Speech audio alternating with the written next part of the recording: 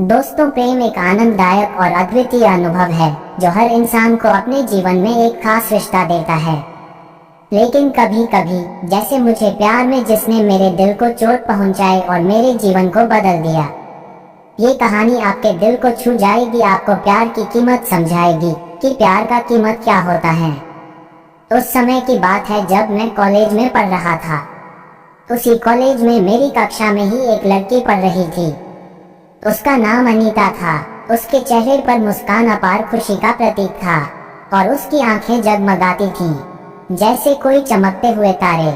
मैं उसे पहली नजर में ही प्यार कर बैठा था। वह मेरे लिए पूरा आकर्षक और आदर्श महिला बन गई थी। हम दोनों आपस में दोस्त थे और हमेशा साथ में घूमते थे।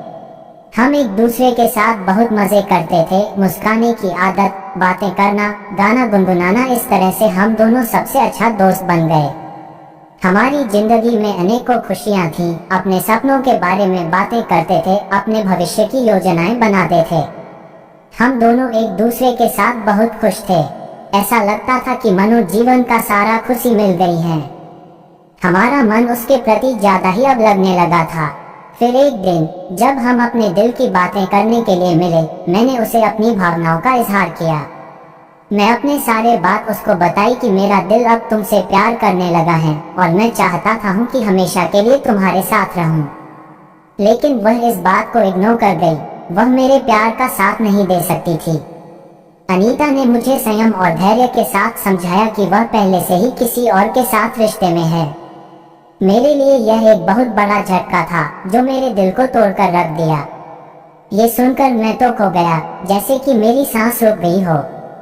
मेरे लिए यह बहुत दुखद था क्योंकि मैंने सोचा था कि वह मेरी है, मेरी ही होगी। मैं अब निठुर सा खड़ा था, मानो मेरे अंदर खून ही नहीं है। मेरा सिर झुक गया था और वह अपने और बॉयफ्रेंड के बारे बोले जा रही थी। लेकिन एक ही सवाल बार बार दिमाग में आ रहा था, ये हमसे पहले ही क्यों नहीं बोली? आज मैं इस कंडीशन में नहीं रहता। बस मैं एक टूटी हुई कांच की तरह था।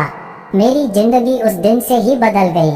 मैं उसके बिना एक टुकड़ा ही था, एक अकेला और उदास आदमी।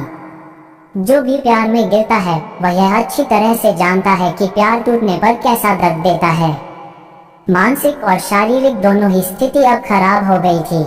बना बनाया घोंसला आंधी में उजड़ गया और मैं अपना ही तमाशा देख रहा था। ये मेरे जीवन का सबसे बड़ा सबक था। उस समय थोड़ा सा दिमाग काम किया था कि लड़की के ऊपर भरोसा करना और अपना खुद का अर्थी सजाना एक सामान है। मैं अपने दोस्तों से राहत ढूंढने के लिए कहा, परंतु वह भी कुछ मदद नहीं कर सकते थे। वे केवल मेरे दर्द को समझ सकते थे, लेकिन मेरी तकलीफ को कम नहीं कर सकते थे। ये सच है कि एक दोस्त की मुश्किलें और दर्द को समझना और उसे ठीक करना कठिन होता है। कोई आपको समझा सकता है लेकिन दर्द को कम नहीं कर सकता है।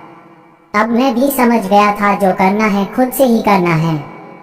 मैंने दिन भर उदास रहते हुए अपने को संभालने की कोशिश की, लेकिन रात के समय मेरी आंखों से आंसू बहने लगते थे। मेरे दिल में एक खालीपन महसूस होता था, जैसे कि कोई बड़ी चीज छूट गई हो। मेरे पास कुछ राहत की कोशिशें भी थीं, जैसे कि किताबें पढ़ना, संगीत सुनना, परंतु कुछ भी नहीं काम करता था। उसके ख्यालों में डूबा रहता था। पुराने मैसेज को देखकर आंखों से आंसू बहने लगते थे। बड़ी उम्मीद था उसके के साथ जीवन का कहानी लिखना, लेकिन क्या पता उस कहानी का अंत इतना जल्दी हो जाएगा। रात के समय अक्सर बातें करना लगा रहता था। अब फोन भी उदास दिखाई दे रहा था, मानो ये सोच रहा है कि क्या हो गया, उस प्यार के आवाज को अब सुनाई नहीं दे रहा है। वक्त बीतता गया और एक दिन उस दर्द भरे वक्त में एक आशा की किरण दिखाई दी। अनीता ने मुझसे मिलने की बात कही और मैं उस दिन एक आशा के साथ उसके पास पहुंचा। लेकिन मेरे साथ एक और बड़ी घटना घटी। वह थी उसकी शादी के दिन।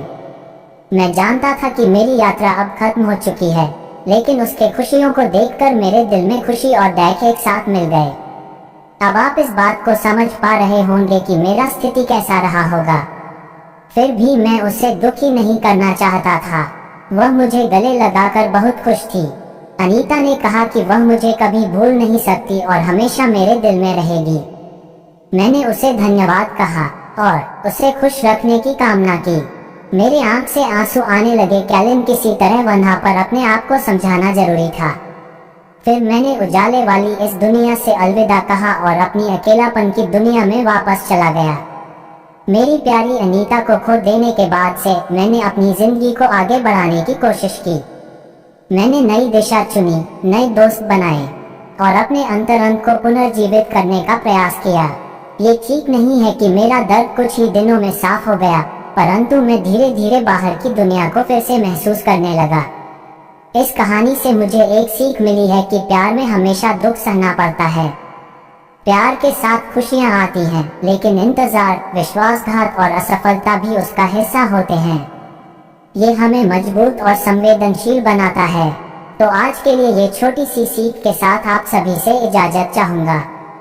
आप सभी खुश रहिए, हैप्पी रहिए, यही दुआ है हमारी। और आप हमें सब्सक्राइब कीजिए हमारे इस चैनल को। अभी सच्ची कहानी को। Thank you so much.